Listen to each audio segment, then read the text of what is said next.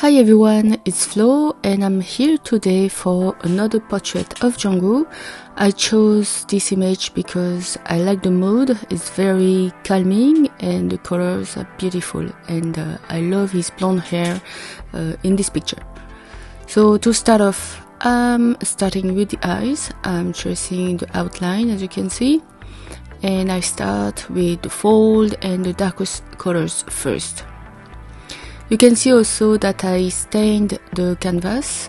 This is a linen canvas board, which is old primed, and I'm painting on a stained canvas because it allows me to control and have a better view of the colors that I'm putting on top of it.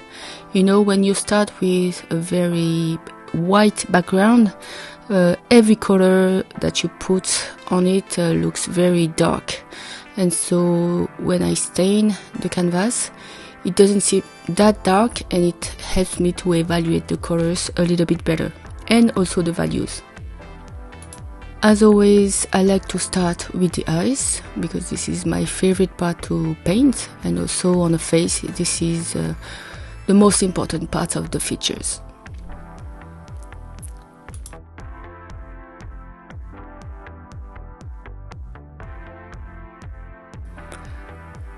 Now this is the second eye, and again I'm starting with the darkest values first, because when you start with the darkest value, I think it's easier to evaluate the shades and the contrast between the dark and the light.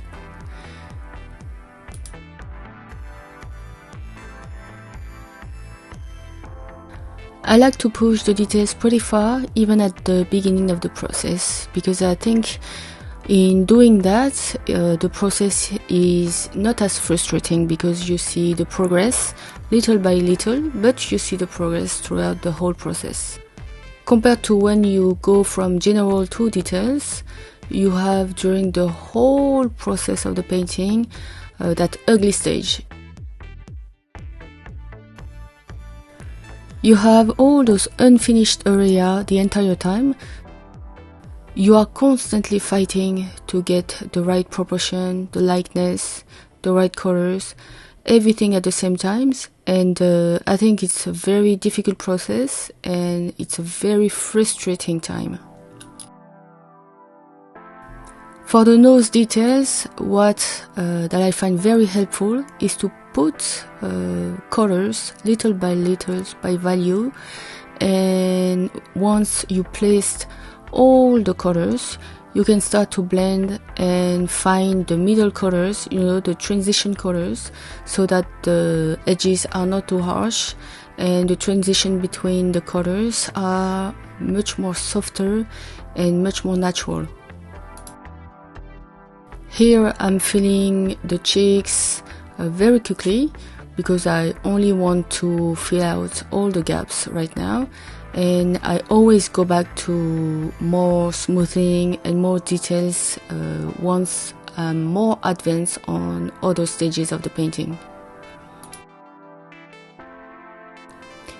You can see I always go back to all those areas that I did previously, because you know, you always have to rework a little bit all the contrast, all the values and colors, because every time you place another shade, you have to re-evaluate the rest of the painting, because it's something that is very difficult to gauge, especially when you are a beginner, and yeah, it's a constant back and forth with all those stages.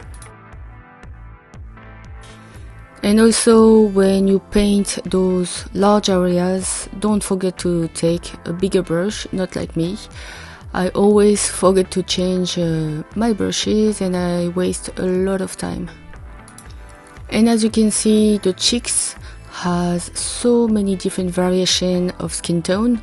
We have lots of yellow, even gray and purple, so don't hesitate to put some unexpected shades, because it gives much more life to the painting. For some reason, it gives a more realistic look to add purple or yellow or even gray and also green on your paintings, contrary to just darkening the shades with black. I really enjoyed painting the lips for this portrait because I achieved to make them quite juicy and plump. I was quite happy with how I painted the lips because yeah, they were much more realistic than what I used to do. When I paint the lips, I also like to paint around the lips because again it helps me to gauge the values and the colors a little bit better. And here I'm filling the rest of the face with all the different values, as you can see, and I always go back, to feel the canvas a little bit better, and so that you can't see the outline underneath. And here is the chin, which is my least favorite part to paint. The chin and the neck, it's really those areas that I really don't like. And again, I only place the colors and the different values, and then I blend afterwards. And I not only blend, but I also add the transitional shades, because when you blend too much, it becomes muddy, and this is not something you want. And as always, I'm coming back to the details, this time on the lips, so we have a much more realistic effect. And you can see I don't blend too much. I prefer to put transitional shades so we can still see the brush strokes. It looks painterly, but it doesn't look too smooth or too fake, and this is my preferred look for my paintings. And again, I'm adding much more transitional shades and a little bit of blending onto the rest of the face. You see, I quickly fill in all the gaps and then I come back for more details. And now the ear, which is not very interesting this time because it's only the lobe of the ear. And now I'm moving on to the hair.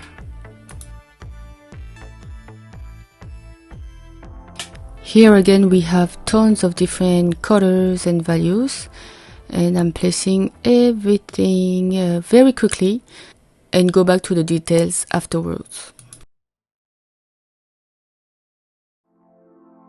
And now moving on to the rest of the painting, the hands this time, and I'm placing the darkest values first. And for more context, I like to do the clothes and the background. I just quickly place all the colors and I will come back next for more details and blending. The hands are always very interesting to paint because we have all those different shapes, all those different colors and values, and I think it's something that is pretty fun to paint. It gives also much more richness to the painting overall. And I'm accelerating the process because it can be a little bit boring to watch.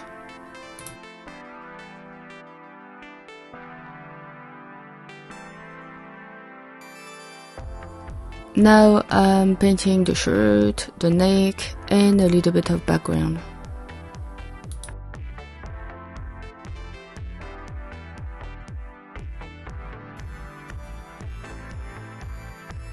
And now I'm going back to the hair with more details. You can see we have very dark roots and very light blonde hair.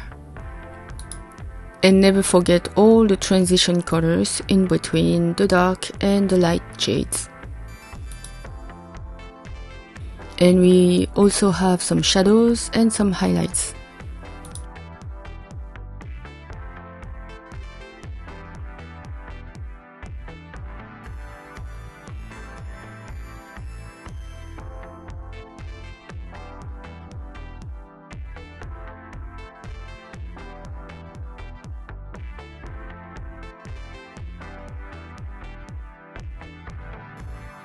And now we are almost at the end of the process, and I'm painting the details of the earrings. Now I'm going back to the other features for more details again. There is always something to fix. Now I'm going back to the skin so I can give much more smoothness and also correct some values and fill out everything the right way.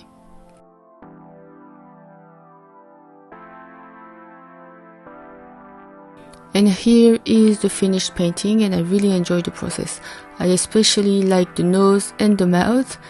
I hope you enjoyed the video and see you next time.